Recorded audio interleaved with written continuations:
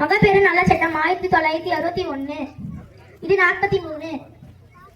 தொழிலாளர்கள் நியாயமான கூலி மற்றும் தேவையான வசதிகளை செய்து தருதல். பணி பாதுகாப்பினை உறுதி செய்தல். முழு மகிழ்ச்சியான ஓய்வு தருதல். குடிசை தொழில்களை ஊக்கப்படுத்துதல். இது 43A. தொழிற்சாலை நிர்வாகத்தில் தொழிலாளர்கள் பங்கேற்றல் 1976ஆம் ஆண்டு 42வது சட்ட திருத்தம் மூலம் சேர்க்கப்பட்டது. இது 43B. கூட்டுறவு சங்கங்களை அமைத்தல் 2011ஆம் ஆண்டு 97வது சட்ட திருத்தம் மூலம் சேர்க்கப்பட்டது. இது 44. அனைத்து குடிமக்களுக்கும் ஒரே மாதிரியான சீரான குடியுரிமை சட்டம் இயற்ற வேண்டும். பொது சிவியல் சட்டம் தேவை. விதி 45. ஆரம்ப கால குழந்தை மருத்துவத்தில் அரசு கவனம் செலுத்த வேண்டும். 6 வயது வரை உள்ள குழந்தைகளுக்கு முன்பருவ கல்வி அளித்தல்.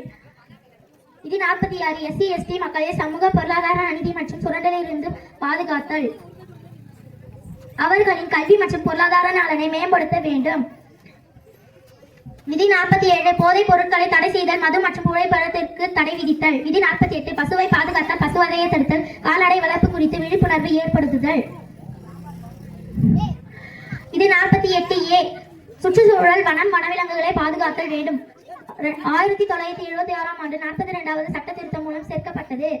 சுற்றுச்சூழல் சட்டம் 1986. வனவிலங்குகள் பாதுகாப்பு சட்டம் 1972.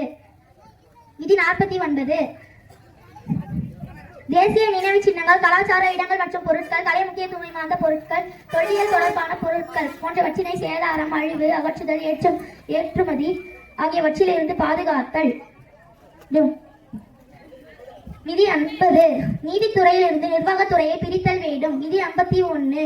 அரசு பின்வரும் செயல்களை ஊக்குவிக்க வேண்டும். சர்வதேச அமைதி மற்றும் பாதுகாப்பு, சர்வதேச முதலீடுகளை சுமூகமாக தீர்வித்தல், பிற நாடுகளுடன் நட்பினை ஏற்படுத்துதல், சர்வதேச சட்டம் மற்றும் ஒப்பந்தங்கள், கூட்டிணைவு முயற்சிக்கு முக்கியத்துவம் அளித்தல்.